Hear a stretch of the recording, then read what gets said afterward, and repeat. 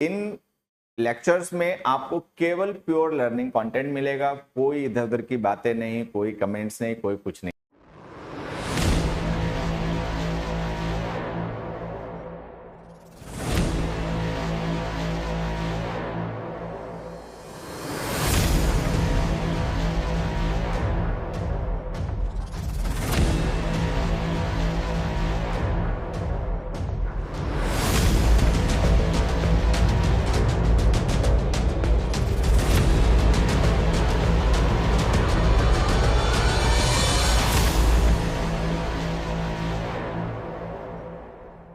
Hello dear learners, अगर आप SSC exam जैसे कि सीजीएल, सीपीओ, सीएचएसएल, एमटीएस की तैयारी कर रहे हैं और इंग्लिश में और अच्छी अपनी तैयारी करना चाहते हैं, बेहतर करना चाहते हैं इंग्लिश में अपने स्कोर को, उसके लिए आपको चिंता है। तो आपकी इस चिंता को दूर करने के लिए, आपकी तैयारी में आपकी मदद करने के लिए हम लेकर आ रहे हैं एसएससी अभिनय मैथ्स यूट्यूब चैनल पर इंग्लिश का एक रिकॉर्डेड बैच, जिसमें आपका ग्रामर, रीडिंग कॉम्प्रिहेंशन और वोकैब इन सबकी तैयारी करवाई जाएगी। अच्छी बात है कि इन लेक्चर्स में आपको केवल प्योर लर्निंग कंटेंट मिलेगा, कोई इधर उधर की बातें नहीं, कोई कमेंट्स नहीं, कोई कुछ नहीं, जिससे कि आपके टाइम का मैक्सिमम यूटिलाइजेशन हो और कम समय में आप फोकस के साथ में अच्छी तैयारी कर पाए, अच्छा सीख पाए, जिससे कि आपके सिलेक्शन का सपना इस बार ही पूरा हो। तो ये क्लासेस आपको मिलेंगी रोज सुबह 9 बजे। तो हमसे जुड़ना ना भूलें, एसएससी अभिनय मैथ्स यूट्यूब चैनल पर रोज सुबह 9 बजे। अच्छी तैयारी करें, अच्छा सीखें और अपने सपनों को पूरा करें। All the best dear learners. Good morning dear learners, कैसे हैं सभी? आज ये क्लास स्टार्ट करते हैं और आज की क्लास में हम लोग डिस्कस करेंगे कुछ इडियम्स को। इडियम्स एंड फ्रेजेस हैं, इडियम्स एंड फ्रेजेस की डेडिकेटेड क्लास है। चल, विल ऑफ द विस्प का मतलब होता है कुछ ऐसा जो कि रियलिटी में एग्जिस्ट नहीं करता, आपको लगता है लेकिन वो होता नहीं है। ठीक है, will of the wisp. Will of the wisp का मतलब something which is imaginary, which is unreal, does not exist in reality. ठीक, ये इसका मतलब होता है। अब हमें ये दिए गए ऑप्शन में से आंसर बताना है। एनीथिंग विच इल्यूड्स और डिसीव्स, कोई भी ऐसी चीज जो आपको चकमा दे या धोखा दे, मतलब जो नकली हो। To act in a childish way, to have desires but unwilling to put in efforts, to act in a foolish way. ये answer. Will of the wisp का मतलब something which is unreal, something imaginary that does not exist in reality. Mirage word तो सबने सुना ही होगा ना। ठीक है, जैसे गर्मियों में आप सड़क पर देखेंगे तो आपको दिखाई पड़ेगा कि जैसे आगे पानी भरा है। ठीक है, ऐसा लगता है ना, कहीं पानी होता है, कहीं नहीं होता पानी वानी। ठीक है, कुछ पानी वानी नहीं होता। होता क्या फिर? हाँ, क्या होता है? वही हीट वेव्स होती हैं, वो दिखाई पड़ती हैं। ठीक है, तो आंसर ही आ गया। अगला देखो, to talk through one's head. To talk through one's head का मतलब की बात करना, बिना सिर पैर की बात करना। To talk through one's head का मतलब होता है टू टॉक नॉनसेंस, बेमतलब की इधर उधर की बात करना। ठीक है, आंसर देखो क्या दे रखे हैं। टू टॉक फ्लुएंटली, तेजी से बात करना। To talk foolishly, to talk wisely, to talk at random, to talk foolishly. To talk through one's head. अगला देखो, to fly off at a tangent. ठीक है, टू फ्लाई, हाँ, off at a tangent, main मुद्दे से थोड़ा दूर निकल जाना। मेन मुद्दा जो है उससे भटक जाना, उससे इधर उधर की बात शुरू कर देना। ठीक, अब ऑप्शन देखो मैं क्या क्या दे रखे हैं। To get carried away. ठीक है, कैरिड अवे का मतलब होता है इमोशनल हो जाना, भावनाओं में बह जाना। ठीक है, be highly influenced by something, किसी चीज से बहुत ज्यादा प्रभावित हो जाना। To start discussing something irrelevant, कुछ इररिलेवेंट डिस्कशन शुरू कर देना। टू लूज टेम्पर इजिली, बड़ी जल्दी से गुस्सा हो जाना। To avoid the main crisis all of a sudden. ठीक है, मेन क्राइसिस को ऑल ऑफ सडन अवॉइड कर देना, जो मेन समस्या है उसको अचानक से अवॉइड कर देना, उसको टाल देना। ठीक है, तो इसका आंसर है B, to start discussing something irrelevant. Actual में इसका मतलब ये हो सकता है to avoid the main point. अब यहाँ पे क्राइसिस लिखा, क्राइसिस का मतलब संकट होता है, अगर यहाँ पे पॉइंट लिखा होता ना तो ये भी आंसर हो सकता था। चलो, अभी तो हमारा आंसर वही है। अगला देखो, keep the wool from the door. Keep the wool from the door का मतलब होता है मुसीबत से बच के रहना। वुल्फ का मतलब आप मान सकते हो स्टार्विंग, भुखमरी। ठीक है, और डोर का मतलब हो गया आपका घर, ठीक। तो keep the wolf from the door का मतलब होता है अवॉइड स्टारवेशन, किसी तरीके से सस्टेन करना, किसी न किसी तरीके से कैसे न कैसे मतलब मैनेज करके जिंदा रहना। टू स्टार मतलब टू अवॉइड स्टार्विंग। अब देखो, to have enough money to avoid starvation, यही आंसर है, यही आंसर है ए। लेकिन फिर भी अगले ऑप्शंस पढ़ लेते हैं। To have sufficient means to pay one's creditors, to suspect danger, to keep the unsocial elements at bay. नहीं, बहुत सा बच्चा सोचता है कि जो गैर सामाजिक लोग हैं उनसे दूर रहना, नहीं। Keep the wolf from the door का मतलब होता है to avoid starvation, avoid starvation, भुखमरी से कैसे न कैसे खुद को बचा के रखना, अपना एग्जिस्टेंस बनाए रखना। अगला देखो, टू बी द बीज नीज,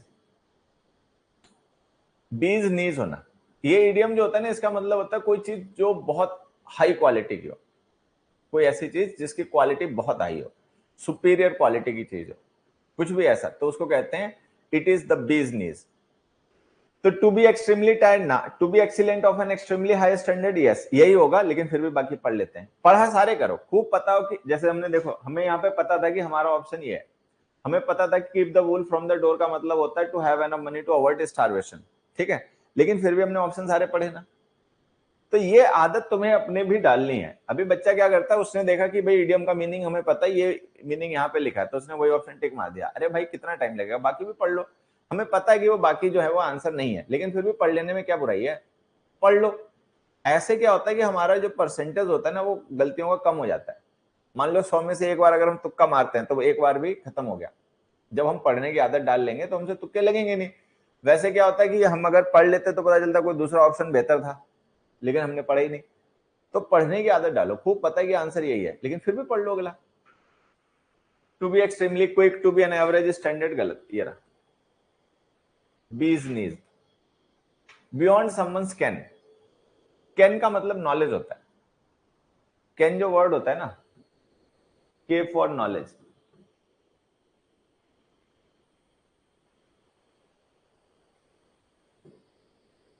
अब मुझे लगता है इस इडियम का मतलब कोई भी बता सकता है, beyond one's ken. Beyond one's ken का मतलब कुछ ऐसा जो हमारी नॉलेज से परे का है, मतलब हमारी उतनी जानकारी नहीं है, हमारा उतना ज्ञान नहीं है, वो उससे भी परे की बात है, ठीक है। Not with in someone's means beyond someone's relations, not with in the range of someone's knowledge, beyond someone's reach, ठीक है। तो आंसर हो गया सी। तो अगर बच्चे को ये पता कैन का मतलब क्या है, तो वो इस इडियम का तुरंत आंसर बता देगा, ठीक है। अगला देखो, bury the hatchet. Bury the hatchet का मतलब क्या होता है, बेरी द हैचेट का मतलब होता है टू मेक पीस, सुलह समझौता करना। एक मिनट बच्चों, बेरी द हैचेट का मतलब होता है सुलह समझौता करना, ठीक है। झगड़ा खत्म कर लेना। मान लो हमारा किसी के साथ में कोई झगड़ा चल रहा है, दुश्मनी चल रही है, फिर कुछ ऐसी सिचुएशन बने कि हम बैठ के आपस में अपना जो झगड़ा है उसको खत्म करें, कहें चलो भाई गले लगो, ठीक है, और मिट्टी पाओ, ठीक। तो उसको कहते हैं बरी द हैचेट। हैचेट क्या होता है, आपने देखा होगा पुराने जमाने में एक कुल्हाड़ी सी होती थी, दोनों तरफ धार सी होती थी, उसको लड़ाई में यूज करते हैं, ठीक है, उसको हैचेट कहते हैं। बैरी कर देना हैचेट का मतलब हमने युद्ध अपना बंद कर दिया, झगड़ा खत्म कर लिया, सुलह समझौता कर लिया, इसको कहते हैं बैरिंग द हैचेट। तो बैरी द हैचेट का मतलब हो गया टू मेक पीस, ठीक। आगे जाओ, to end the close and intimate relations with an old friend ना, to bury a corpse illegally ना, to end a quarrel or conflict and become friendly, yes. फिर भी लास्ट पढ़ लेते हैं, to conclude a deal in a secret manner ना, to end a quarrel or conflict and become friendly. To be the cat's whiskers, to be obsession, to be worse than anyone else, to be as lazy as a cat, to be better than everyone else। Whisker समझते हैं, whiskers का मतलब किसको पता है, cat के जो whiskers होते हैं ना, जो कैट की जो मूछें होती हैं, ठीक है, मूछें तो नहीं होती बट उसी में बाल होते हैं मूछों की जगह पे, ठीक है। तो उन्हें क्या कहते हैं, वो उन्हें विस्कर्स कहते हैं इंग्लिश में, ठीक है। हिंदी में तो क्या ही कहते होंगे, देख लेना। To be the cat's whiskers, उसका मतलब क्या हुआ, इडियम है ये, इडियम। कैट्स विस्कर्स का मतलब है कुछ दिखावटी, सजावटी, बिल्ली की जो मूछें होती हैं वो किसी काम आती हैं क्या? बिल्ली की जो मूछें होती हैं, बिल्ली के जो मूछ के बाल होते हैं, उनका उसका लुक बढ़ाने के अलावा कोई दूसरा काम होता है? नहीं। इसका आंसर है D, to be the cat's whisker. To be ostentatious का मतलब तो दिखावटी हो गया, पर्सन के लिए यूज किया जाएगा, थिंग के लिए नहीं यूज किया जाएगा। इसका मतलब है to be better than everyone else, मतलब मूछ का बाल होना कह लो आप ऐसे, ठीक है, तो मतलब बाकियों से बेहतर होना। टू बी कैट्स विस्कर्स का मतलब हो गया कि बाकी सारी चीजों से अच्छा होना। मान लीजिए हमारे पास 4-5 ऑप्शन है, ठीक है, और उनमें कोई एक ऐसा ऑप्शन है जो बाकी सारे ऑप्शंस के मुकाबले बेहतर है, तो उसको हम कहते हैं it is cats whiskers. Cats whiskers का मतलब बाकी सब में बेस्ट, ठीक है, जो बाकी सबसे अच्छा हो। अगला देखिए, he sat for a moment chewing the cud before he spoke, ठीक है, कि वो थोड़े समय के लिए, फॉर अ मोमेंट का मतलब कुछ समय के लिए, कुछ समय के लिए वो बैठा, chewing the cud before he spoke, बोलने से पहले वो क्या कर रहा था, chewing the cud। अब chewing the cud का मतलब हमें बताना है, बताओ chewing the cud का मतलब क्या बताएं? To curse one for one's tight situation, to think slowly and carefully about something, to digest the insult, to get over the anger and frustration, ठीक है। अच्छा, कोई बच्चा ये बता सकता है कि एक जो कड वर्ड है इसका मतलब क्या है? क्या तुम में से कोई बच्चा कड का मीनिंग बता सकता है? ठीक है, कड का मतलब क्या होता है? कड का मतलब होता है जुगाली, ठीक है। हाँ, कड का मतलब, एक बच्चा है वो तुक्के मार रहा है, उसके कुछ तुक्के सही हो जा रहे हैं, कुछ तुक्के गलत हो जा रहे हैं, ठीक है। चलो मैं बताता हूं, यहाँ पे देखो, सारे समझ जाएंगे। एक वर्ड होता है, आपने पढ़ा होगा वन वर्ड सब्स्टिट्यूशन में, नहीं पढ़ा है तो आज सीखो, रूमिनेंट।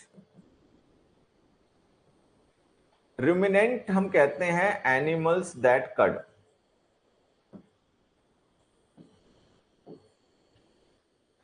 ठीक है।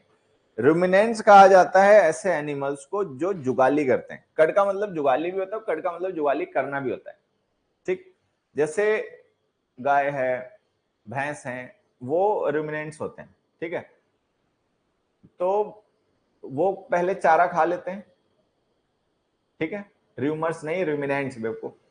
वो क्या करते हैं कि पहले उन्होंने चारा खा लिया, ठीक है, उसको वो रोक लेते हैं, अंदर एक चैम्बर होता है, उस चैम्बर में वो उनके स्टोर रहता है। जैसे वो बरसीम वगैरह खा लिया उन्होंने, चारा जो भी खा लिया वो उनके जमा है पेट में, डाइजेस्टिव सिस्टम में भी नहीं गया। फिर वो क्या कहते हैं उसको बाद में बाहर, हाँ मेस्टिकेशन, एग्जैक्टली। फिर वो उसको बाहर निकालते हैं जब फुर्सत में बैठे होते हैं, और फिर उसको जुगाली कर करके मेन डाइजेस्टिव सिस्टम में, चैम्बर में लेके जाते हैं। इसको कहते हैं कडिंग, जुगाली करना। च्यू द कड का मतलब होता है, अब जैसे आपने देखा होगा गाय भैंस बकरी वगैरह होती है, बकरी तो नहीं, गाय भैंस वगैरह जो होती है, जो कड करती हैं तो एकदम से ध्यान की मुद्रा में बैठी होती है, एकदम शांत से, आंखें बंद, और अपना जुगाली चल रही है। तो च्यूइंग द कड का मतलब यही होता है, किसी चीज के बारे में बहुत गहराई और ध्यान से सोचना, विचार करना। च्यू द कड, च्यू का मतलब चबाना, कड का मतलब मैंने आपको बता ही दिया, ठीक है। To curse one for one tight situation ना, to think slowly and carefully about something, हाँ, लेकिन फिर भी बाकी पढ़ लेते हैं। टू डाइजेस्ट द इंसल्ट ना, to get over the anger and frustration ना, ये answer. To think slowly and carefully about something, किसी चीज के बारे में बहुत धीरे धीरे और बारीकी से सोचना। डॉग डेज, डॉग डेज का मतलब क्या होता है? डॉग डेज, बताओ भाई, डॉग डेज मतलब क्या होता है? ये तो कॉमन इडियम है, ज्यादातर लोगों को इसका मीनिंग पता होना चाहिए। डॉग डेज होते हैं बच्चे सबसे गर्मी के दिन। एक बच्चा कह रहा है अनलकी डेज, नहीं तुक्का मार रहे हो तुम लोग। डॉग डेज का मतलब होता है the hottest days of the summer, ठीक है। जो सबसे भयंकर गर्मी के दिन होते हैं उन्हें डॉग डेज कहते हैं। चलो अगला देखो, डाइड इन द वुल। अब हमें डाइड इन द वुल जो इडियम है इसका मतलब बताना है कि भाई इसका मतलब क्या है। डाइड इन द वुल का मतलब होता है पक्का कलर चढ़ जाना किसी पे, ठीक है। हाँ, डाइड इन द वुल का मतलब हो जाना एकदम से पक्का हो जाना कि भाई अभी बदलेगा नहीं, ठीक है, पक्का रंग चढ़ गया इसके ऊपर, ठीक। अभी जो मैंने आपको हिंदी में मीनिंग बताया dyed in the wool idiom का, देखो इन चार ऑप्शन में से कौन सा ऑप्शन वो मीनिंग कन्वे कर सकता है जिसको हम टिक मार दें कि हमारा आंसर है सी। ठीक है, unchanging in a particular belief और ओपिनियन। बहुत से लोग होते हैं ना, कोई जैसे उन्होंने एक ऑर्गेनाइजेशन ज्वाइन कर लिया या कोई मतलब मंडली ज्वाइन कर ली, तो उस मंडली को लेकर इतने समर्पित हो जाते हैं कि मतलब उसके खिलाफ वो कुछ सुनना ही समझना नहीं चाहते, बात भी नहीं करना चाहते। ठीक है, तो अनचेंजिंग इन पर्टिकुलर बिलीफ और रिलीजन ये आंसर हो गया। Opinion, to get out of bed on the wrong side. ठीक है, टू गेट, ठीक है, out of the bed, to get out of bed on the wrong side.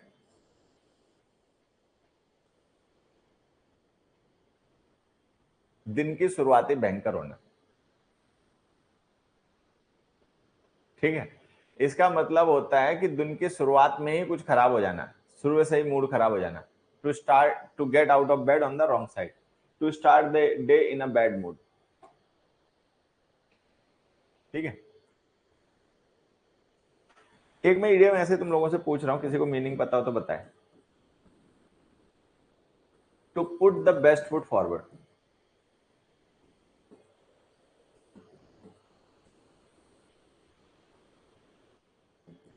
ये एक इडियम मैंने लिखा है, इसका मतलब लोग बताएं, सभी पढ़ें और बताएं।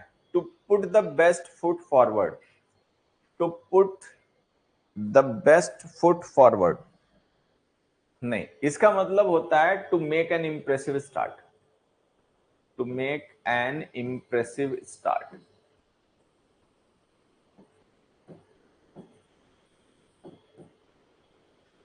बहुत अच्छी शुरुआत करना। Put the best foot forward का मतलब हो गया कि बहुत अच्छी शुरुआत करना है। ठीक है, जैसे कोई पर्सन है, उसका मैच में डेब्यू हुआ और पहली मैच में जाके उसने डबल सेंचुरी मार दी, तो he has put the best foot forward. ठीक है, बहुत इंप्रेसिव शुरुआत करना। बात समझ आ रही है? Putting the best foot forward का मतलब होता है किसी काम की शुरुआत करना बहुत अच्छी, इंप्रेसिव, कि लोगों में अच्छा इंप्रेशन जाए। वो होता है ना, क्या नाम, हाँ, जैसे यशस्वी जायसवाल का देखो, डेब्यू मैच में उसने 176 77 कितने रन मार दिए थे, 150 से तो ज्यादा ही बना दिए थे ना। तो यशस्वी जायसवाल को देखो, उसको डेब्यू मैच में उसने कितने रन मार दिए, तो he has put the best foot forward. ठीक है, तो शुरुआत में बड़ा इंप्रेसिव तरीके से काम करना। अगला देखो, to get the wrong end of the stick. ठीक है, to get the wrong end of something, ये आप सीधे मीनिंग से भी समझ सकते हैं कि किसी बात को गलत समझ लेना। गेट का मतलब होता है रिसीव करना, समझना। Did you get me? No, I couldn't. To get the wrong end of the stick का मतलब होता है कि गलत साइड से कोई काम शुरू कर देना। ठीक है, तो मतलब बात को समझ नहीं पाना, मिसअंडरस्टैंड कर जाना। हाँ, नहीं 180 तो नहीं बनाए थे, इतना तो मुझे भी पता है, 70 में रह गया था, 70s में रह गया था। 74 75 76 77, एक बच्चा 77 बता रहा है, हाँ हो सकता है 177 ही बनाए हो, मतलब एग्जैक्ट नहीं याद है। 80 नहीं हुए थे ये मुझे पता है, 60 से ज्यादा थे, 70 से ज्यादा थे, 80 से कम थे। डाउट फोन नंबर, तुम लोग क्या सोए रहते हो क्या बेटा? हाँ, इतनी बार मैंने डाउट नंबर दिया होगा, ये देखो, व्हाट्सएप पर, WhatsApp number doubt, WhatsApp number English के डाउट्स के लिए एक बार में एक या दो डाउट्स ही भेजें, मतलब एक ही भेजें तो ज्यादा अच्छा है। जब उनका रिप्लाई और रिस्पॉन्स आ जाए तो अगले भेजें, ना आए तब तक इंतजार करें। एक से ज्यादा डाउट्स या दो से ज्यादा डाउट्स भेज दिए तो नंबर ब्लॉक हो जाएगा, रिप्लाई कभी नहीं आएगा। 9911191959। ठीक है, पढ़ाई लिखाई के अलावा दूसरी कोई बात ना करें। सुबह शाम गुड मॉर्निंग, नमस्ते सर जी कैसे हो, फलाना ढिमकाना ना करें, नंबर ब्लॉक हो जाएगा। केवल अपना डाउट पूछो, अपना घर जाए। ठीक है, और नहीं तो शरारती बच्चे होते हैं तो वो ब्लॉक हो जाते हैं।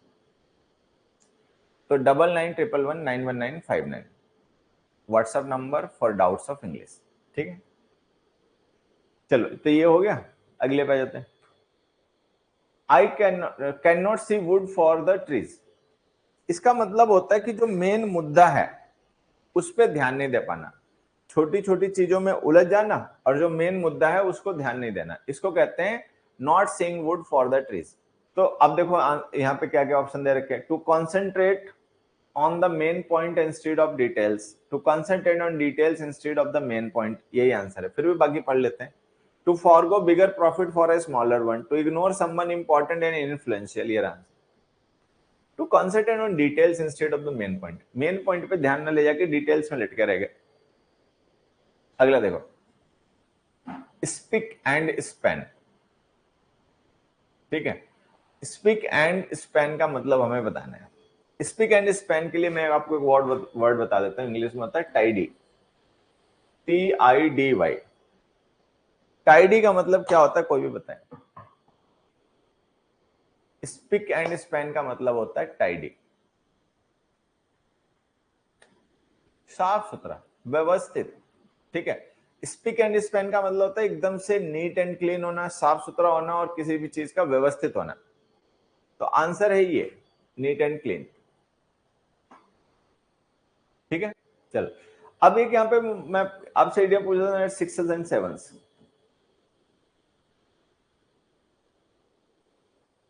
एक ही इडियम होता है एट सिक्सेस एंड सेवंस, इसका मतलब बताएं। What does the idiom at sixes and sevens mean? At sixes and sevens, इस इडियम का मतलब क्या होता है, सभी लोग बताएं।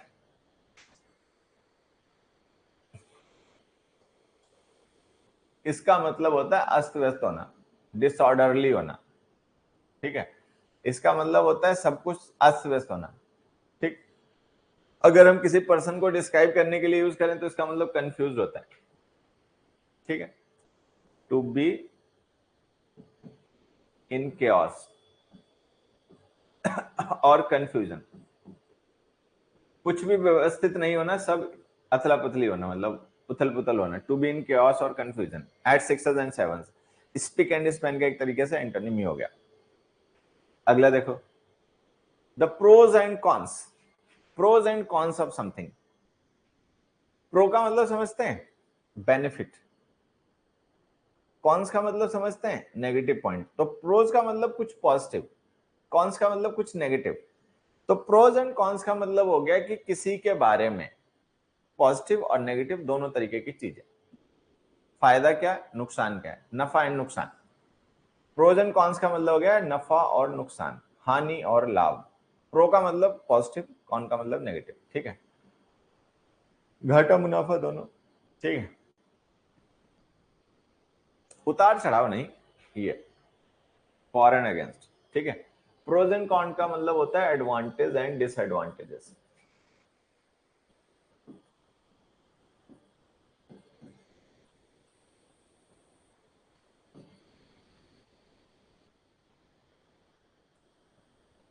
ठीक है, तो जैसे बहुत सी चीजें होती हैं, उनके कुछ पॉजिटिव साइड भी होते हैं, कुछ नेगेटिव साइड भी होती हैं, उनके कुछ फायदे भी होते हैं, कुछ नुकसान भी होते हैं, ठीक है। तो उन्हीं को कहते हैं प्रोज एंड कॉन्स। अगला देखो, at one's beck and call. Type C हर जगह मिल जाता है, एंड्रॉइड फोन्स के चार्जर तो मान लो नोकिया का हो, वीवो का हो, ओप्पो का हो, Xiaomi का हो, सैमसंग का हो, ठीक है, लग जाते हैं एक दूसरे में। आईफोन 15 आ रहा है, उससे वो भी टाइप सी चार्जर लेकर आ रहे हैं, बट कोई दूसरी बदतमीजी ना बना दे, वो पता नहीं है। At one's beck and call, at one's beck and call का मतलब क्या होता है, किसी की सेवा में उपलब्ध होना, जब वो चाहे तब। घंटी बजाई बाहर से, आप पहुंच गए, जी मालिक ठंडा जूस ले आओ, चले गए, ठीक है। फिर घंटी बजी बाहर से, जी मालिक, ठीक है, मोमोज ले आओ, हाँ। तो यहाँ पे at one's beck and call का मतलब हो गया किसी की सेवा में हाजिर होना हर समय, ठीक। To attend a call, to completely compliant to another person, to be useful to someone, to be confident of someone, important, ये आंसर। कंप्लीटली कंप्लाइंट, पूरे तरीके से कंप्लाइंट होना, मतलब कंप्लाइंट का मतलब होता है ओबीडियंट होना, ठीक है, रेडी टू ओबे, कि जो भी दूसरा कहेगा वो आप उसकी बात मान लोगे। तो ये इसका आंसर हो गया, to be at one's beck and call, ठीक है। इंग्लिश में एक और फ्रेज होती है, इडियम तो पता नहीं उसे कह सकते हैं कि नहीं कह सकते, लेकिन उसका भी यही मतलब होता है, to be at one's disposal. To to be at one's disposal का मतलब यही होता है, ठीक है, कि किसी की सेवा में होना, जो उसने कहा वही करना, ठीक है, उसकी इच्छा से चलना। अगला देखो, टू पे थ्रू द नोज, पे थ्रू द नोज इडियम का मतलब बताना। टू पे थ्रू द नोज का मतलब होता है किसी चीज के लिए बहुत ज्यादा कीमत चुकाना, ठीक है। पे थ्रू नोज का मतलब होता है कि बहुत ज्यादा कीमत चुकाना। जैसे लोग होते हैं, तुमने देखा होगा, वो शौकीन लोग होते हैं, तो जैसे शराब खरीदते हैं, तो उसमें पता चला 100 साल मतलब 100 साल पुरानी शराब है, तो उसकी बोली लगती है, एमआरपी पे नहीं बिकती वो, उसकी बोली लगती है। एमआरपी उस पर लिखा है $50,000, लेकिन वो 50,000 में बेचेंगे नहीं, वो उसकी बोली लगाएंगे। फिर उसमें शौकीन लोग होते हैं, ठीक है, वो कहते हैं $75,000, फिर कहते हैं $1,01,25,000, ठीक है, ऐसे कुछ करके वो $5,00,000 में बिक गए, पता चला 10 गुने रेट में बिक गए जितनी एमआरपी थी उसकी। तो शौकीन लोग होते हैं। एक्सपायर नहीं हो जाती बेटा, एक्सपायर नहीं हो जाती। बहुत पुरानी पुरानी शराब भी बिकती हैं, 100 साल से पुरानी भी शराबें बिकती हैं, और बहुत महंगी बिकती हैं। आम आदमी खरीद नहीं सकता, उसका तो सब रकाब तक बिक जाएगा बेचारेगा, 2-4 किले होंगे वो सारे बिक जाएंगे उसी चक्कर में, एक बोतल नहीं आएगी। वो शौकीन लोग, बहुत बड़े बड़े इंडस्ट्रियलिस्ट होते हैं, सेलिब्रिटीज होती हैं, जिनके पास मतलब अनाप शनाप पैसा है, वो फिर उन्हें खरीदते हैं। टू पे थ्रू नोज का मतलब है to pay the debt of one's forefathers, to be very miserly, to pay too much money for something, to spend money sensibly. ये आंसर। अगला देखो, to read between the lines. Read between the lines का मतलब होता है गुप्त message को समझना। जैसे कोड वर्ड में कोई मैसेज भेजा गया, ठीक है, तो जो उस कोड को समझता है वो तो जान जाएगा कि इसका मतलब ये लिखा हुआ है। जैसे टेररिस्ट होते हैं ना, ठीक है, तो वो अगर व्हाट्सएप पे मैसेज भेजते हैं या लेटर के थ्रू मैसेज भेजते हैं तो कोड में लिखते हैं, लैंग्वेज, ठीक। हाँ, अब अगर कोई दूसरा पढ़ेगा तो वो शब्द का मतलब ही समझेगा, ठीक है, लेकिन जिस पर्सन के लिए वो इंटेंडेड है उसको कोड पता है, तो वो एग्जैक्टली समझ जाएगा कि भाई इसका मतलब क्या है, ठीक है। 15 किलो घी भिजवा देना, तो वो समझ जाएगा कि 1 किलो घी का मतलब 1 करोड़ रुपया, 15 किलो घी का मतलब 15 करोड़ रुपया, ठीक है। तो कोड वर्ड हो गया भाई कि हमें 15 किलो घी भेज देना आप, ठीक है। तो इसको कहते हैं read between the lines. To read between the lines का मतलब होता है कि हिडन मीनिंग को समझना। लिखा कुछ है लेकिन उसको समझना कुछ है, reading between the lines. To comprehend the meaning, to appreciate the superfluous meaning, to reveal the implied meaning, to understand the implied meaning. Implied का मतलब हिडन, इंप्लाइड का मतलब होता है नॉट एक्सप्रेस्ड, जिसको एक्सप्रेस नहीं किया गया, व्यक्त नहीं किया गया, वो हिडन है, ठीक है, वो आपको समझना है। तो डी ऑप्शन इसका आंसर है। अगला देखो, to pour oil on troubled waters, ठीक है, to pour troubled on, to pour oil on troubled waters. कोई क्योस है, कोई अफरा तफरी है, कोई उधमबाजी है, उसको शांत करना। टू फॉर्मेंट ट्रबल, फॉर्मेंट का मतलब भड़काना। To spoil someone's carefully planned programme, to instigate, to calm a quarrel with soothing words. ये answer. To calm a quarrel with soothing words मतलब कोई क्वेरल है, कोई झगड़ा वगड़ा है, उसको शांत करवाना, ठीक है। और इसका एंटोनिम होता है एड फ्यूल टू फायर। इसका एंटोनिम जो होता है ना, वो होता है to add fuel to fire. To add fuel to fire, इसका मतलब होता है आग में घी डालना, टू एग्रीवेट द सिचुएशन।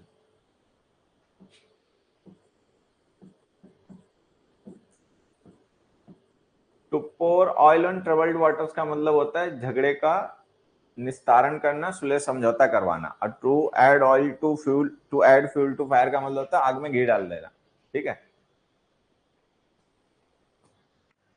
कि पता चला कि नहीं, दो लोगों में आपस में लड़ाई हो गई, लाठी डंडे चल रहे थे, थप्पड़ घूंसा चल रहे थे, ठीक है।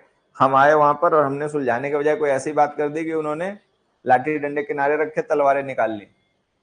ठीक है, हो गया आग में घी डाल देना।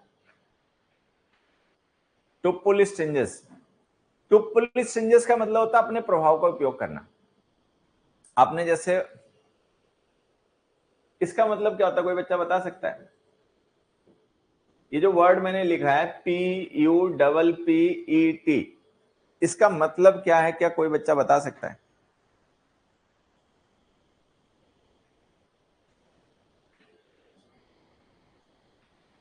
मीनिंग फिर से बताइए प्लीज। अबे प्लीज कह के तो सर जी को इमोशनल कर रहा है। To pour oil on troubled waters का मतलब होता है बच्चे, कोई झगड़ा वगैरह है, कोई कहासुनी लोगों की हो रही है, तो उसको शांत करवाना। ठीक है, उसको मतलब शांत करना, जिससे कि वो और ना भड़के। To calm a quarrel with soothing words. अब मैंने पूछा है पपेट वर्ड का मतलब क्या होता है, ये बताओ। कठपुतली होता है। बहुत अच्छी बात है, हमारे बच्चों को पता है। ठीक है, पपेट वर्ड का मतलब होता है कठपुतली।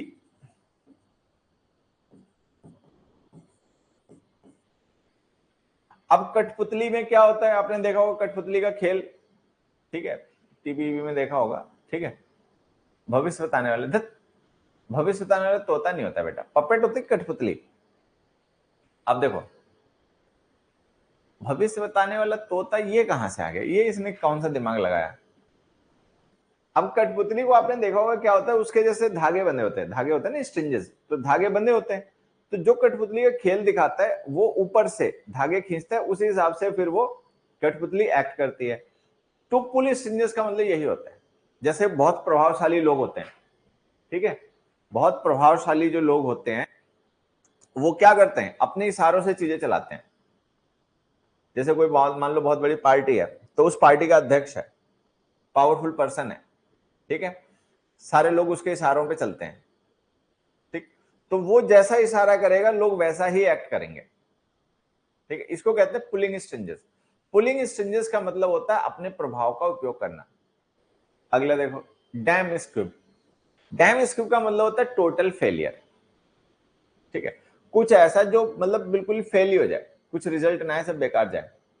A lesser known literally work ना, a well known work of art ना, a situation which is much less impressive than expected। यही कि मतलब जितना हमने सोचा हो उससे खराब।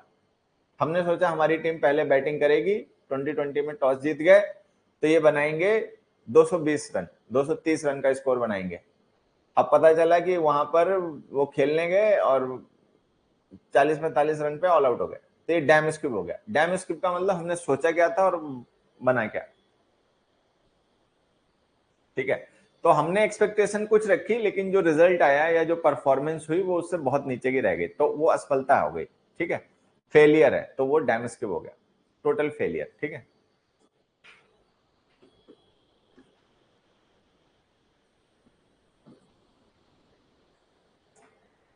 एक घर की कहानी बताता हूं। दो कपल्स थे, नई नई शादी हुई। ठीक है, तो जो वाइफ थी उसको खाना आना बनाना ज्यादा आता जाता नहीं था। ठीक है, तो वो रोटी बनाती थी तो वो पूड़ी बन जाती थी, पूड़ी बनाती थी तो क्या नाम, हलवा तो नहीं कहूंगा, लेकिन मान लो वो पिज्जा बन गया। ठीक है ऐसे ही उसका था। तो उसने एक दिन पूछा क्या शाम को खाने में क्या खाओगे? तो उसने कहा कि, हस्बैंड ने कहा कि एक काम करो, कुछ हल्का खाने का मन है तो रोटी वोटी छोड़ो, चावल का कुछ बना लो। ठीक है, तो उसने कहा कि चावल का क्या बना दें? पुलाव बना दें, खीर बना दें, खिचड़ी बना दें, तहड़ी बना दें, क्या बना दें? तो हस्बैंड को पता था ये जो बनाने जाएगी वो इससे बनेगा तो है नहीं, बनेगा तो जो भी वो अपनी मर्जी से बनेगा, खाना बनाने से आता नहीं है। ठीक है, तो अब मैं इससे कह दूं कि तू ये बना दे, तो कोई जरूरी थोड़ी ये बनाई देगी, ये बनेगा तो इससे कुछ और ही। ठीक है, तो उसने हस्बैंड से कहा कि भाई क्या बना दें? तो उसने कहा कि कुछ चावल का बना दो। तो उसने ऑप्शन दे दिए कि पुलाव बना दें, खीर बना दें, तहड़ी बना दें, खिचड़ी बना दें। ठीक है, क्या बना दें? तो हस्बैंड ने कहा तू एक काम कर ले, तू जाके बना ले पहले, फिर जब बन जाएगा तो बाद में नाम रख देंगे समझ आया? तो उसने कहा कि तू पहले बना ले, नाम बाद में रख लेंगे, क्या बन गया उस हिसाब से नाम रख देंगे। ठीक, तो डैम स्किप का मतलब है कि फेलियर, कि हमने सोचा कुछ, हमने करना चाहा कुछ, लेकिन हुआ कुछ। ठीक है, ओके, कह रहा ये तो मेरी कहानी है चलो, टू ड्रॉ द लॉन्ग बो। उसको अपनी कहानी याद आ गई। टू ड्रॉ द लॉन्ग बो। ड्रॉ द लॉन्ग बो, ड्रॉ द लॉन्ग बो का मतलब होता है बहुत लंबी लंबी बातें फेंकना। लोग नहीं कहते फेंकने वाले, ठीक है, एग्जेजरेट करना, बात का बतंगड़ बना के बताना, बहुत लंबी लंबी बातें फेंकना, ठीक है। तो ड्रॉ द लॉन्ग वो का मतलब ये रहा, टू एग्जेजरेट, ठीक है। To pull the wool over someone's eyes, pull the wool over someone's eyes का मतलब होता है किसी को बेवकूफ बनाना, धोखा देना, ठीक है। हिंदी में एक मुहावरा होता है आंख में धूल झोंकना, आप इसको उससे रिलेट कर लो, ठीक है। To pull the wool over someone's eyes का मतलब होता है कि आंख में धूल झोंकना, किसी की आंख में धूल झोंकना। To make someone realise the truth, to make someone believe in a rumour, to impress someone easily, to trick someone, to hide the truth, to trick someone, to make someone realise the truth, ये answer. To trick someone, किसी को बेवकूफ बनाना, सच को छुपाने के लिए, कि वो सच ना जान जाए, ठीक है, मतलब सच पे पर्दा डालने के लिए, किसी पर्सन को कोई इधर उधर की कहानी बता देना बेवकूफ बनाने के लिए, ठीक है। In a brown study, to be in a brown study actually में पूरा होता है to be in a brown study. To be in a brown study का मतलब होता है बहुत गहरे विचारों में खोया हुआ होना, बहुत डीप स्टडी करना, ठीक है, इसको कहते हैं। चलो आंसर बताओ भाई। To be in a brown study, to be in brown study का मतलब होता है to be lost in deep thoughts, बहुत डीप स्टडी करना किसी चीज की। आंसर बताओ। To be absorbed in one's thoughts, यही आंसर है, लेकिन फिर भी आगे वाले पढ़ लेते हैं। To be too busy in planning for one's future, ना। To study an irrelevant subject, ना। Not to be able to fully concentrate on one's studies, ना। ये answer. To be observed in one's thoughts, बहुत गहरे विचारों में खोया हुआ होना, to be lost in one's thoughts, ठीक है। The simmering tension of the last few days came to a head, final point पे पहुंच जाना, ठीक है, एक ऐसे पॉइंट पे आ जाना कि पानी सर तक आ जाना। अब देखो, a point from where no return was possible, ये आंसर हो सकता है, फिर भी आगे वाले पढ़ लेते हैं। When a situation reached a point of crisis, ये exactly meaning. Came to head का मतलब पानी सर तक आ जाना, मतलब क्राइसिस की स्थिति तक आ जाना किसी चीज का। A point where a consensus was reached, नहीं। The ultimate point where goal was achieved, नहीं। When a situation reached a point of crisis. Come to head का मतलब पानी का सर तक आ जाना। अब पानी का सर तक आ जाने का मतलब आप समझते ही हो कि कोई समस्या जो है वो इस स्थिति में आ जाने कि वो क्राइसिस हो जाए, ठीक है। चलो अगले पे आ जाओ। To keep at bay, to keep at bay का मतलब क्या है बच्चे? कीप एट बे का मतलब होता है दूर, दूरी रखना। बे देखो होता है ना, खाड़ी होती है, बे ऑफ बंगाल, सुना है, बे ऑफ बंगाल, ठीक है। तो बे का मतलब होता है खाड़ी। तो जैसे मान लो कोई मेनलैंड है, ठीक है, कोई जमीन है, ये लैंड है, ये कोई देश है, और ये समुद्र है पूरा, यहाँ पे कोई बे है, ठीक है। तो ये लोग दुश्मन आ रहे हैं इन पे अटैक करने, तो इन्होंने क्या कर रखा है, दुश्मन को बे पर ही रोक रखा है, मतलब उसको मेन लैंड में एंट्री नहीं करने दे रहे हैं, ठीक है, उसको वहीं पर रोक रखा है। तो इसको कहते हैं कीपिंग समवन एट बे। तो कीपिंग समवन एट बे का मतलब होता है किसी को दूर रखना, ठीक है, अपने पास पहुंचने से, जिससे कि वो आपको नुकसान कर पाए, अटैक कर पाए, इतने पास आने से उसको रोक के रखना। To prevent from approaching or having an effect, keep a safe distance from something, to retaliate with immense force and repulse a danger, to predict a possible attack, to keep a safe distance from something, उचित दूरी, सुरक्षित दूरी बना के रखना किसी से, ये आंसर हो गया। अगला देखो, gift of the gap. Gift of the gap का मतलब क्या हो सकता है? सारे लोग बताएं, गिफ्ट ऑफ द गैप का मतलब क्या हो सकता है? गिफ्ट ऑफ द गैप का मतलब क्या हो सकता है?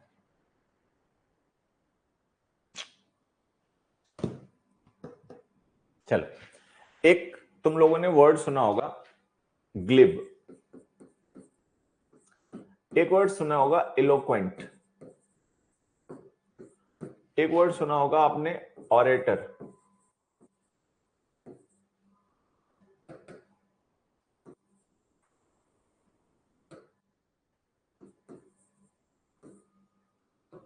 ठीक है। तो जैसे ग्लिब है, इलोक्वेंट है, ऑरेटर है, इनका मतलब क्या होता है, एक बार ये बताओ। एक ऐसा पर्सन जो बहुत अच्छा बोलता, कुशल वक्ता, तो जो बहुत अच्छा बोलता है उसको हम कहते हैं, ठीक है। गिफ्ट ऑफ द गैप का मतलब होता है ऑरेटरी स्किल, ठीक है। अच्छा बोलने की कला, इलोक्वेंस, इलोक्वेंस, ठीक। Fluency in and attractive manner of speech, ये आंसर हो सकता है, फिर भी आगे वाले ऑप्शन पढ़ लेते हैं। फ्लैटरिंग वर्ड्स नहीं, अबंडेंस ऑफ एम्प्टी प्रोमिसेस नहीं, पॉलिटिकल फोरसाइट नहीं, ये रहा। तो गिफ्ट ऑफ द गैप का मतलब होता है अच्छा बोलने की कला। हिंदी में एक शब्द होता है, अगर आप जान पाओ, देखो हिंदी में एक शब्द होता है वाक्पटुता, ये वाक्पटुता, अच्छा बोलने की कला। अगला देखो,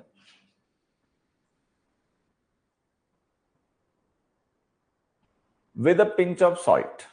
with a pinch of salt का मतलब किसी की बात को सुनना, लेकिन पूरा मानना नहीं, पूरा भरोसा नहीं करना, ठीक है। तो किसी बात को सुनना लेकिन उसको पूरा मानना नहीं, पूरी बात पे भरोसा नहीं करना, डाउट करना कि ये कुछ गड़बड़ कर रहा है, आधे सच बता रहा है आधा झूठ बता रहा है, ठीक है। तो इसको कहते हैं टेकिंग और listening to something with a pinch of salt. With a pinch of salt का मतलब नॉट टू बिलीव कंप्लीटली, किसी बात को पूरा भरोसा नहीं करना, पूरा विश्वास नहीं करना, ठीक है। अब आंसर देखो, ऑप्शन देखो इसमें क्या क्या दे रखे हैं। To doubt the truth of something, हो सकता है, फिर भी पढ़ लेते हैं। To be extremely careful to deal with something, to enjoy the situation, to show little interest in something, पहले वाला। To doubt the truth of something, किसी चीज के सच होने पे डाउट करना, मतलब इस बात पे डाउट करना कि ये जो बताया गया है, ये कहा गया है, ये सच है कि झूठ है, ठीक है। तो इसको कहते हैं taking something with a pinch of salt. A. अगला देखो, his commonplace arguments fail to cut any ice with the interviewers. To cut ice with something का मतलब होता है असर करना, प्रभाव करना, ठीक है। बाकी आप सेंटेंस के कॉन्टेक्स्ट से भी मीनिंग निकाल ही सकते हैं कि किसी पे प्रभाव डालना, असर करना। fail to convince, fail to get any favorable response, fail to end the deadlock, fail to impress or influence, ठीक है। his commonplace arguments fail to convince, fail to impress or influence, ये दोनों मुझे सेम से लग रहे हैं। fail to convince the interviews, convince ही मान लीजिए। हाँ, यही fail to cut ice with someone का मतलब होता है कि किसी को अपनी बात समझा पाने में, मना पाने में असफल हो जाना। चलो, तो ये हो गया।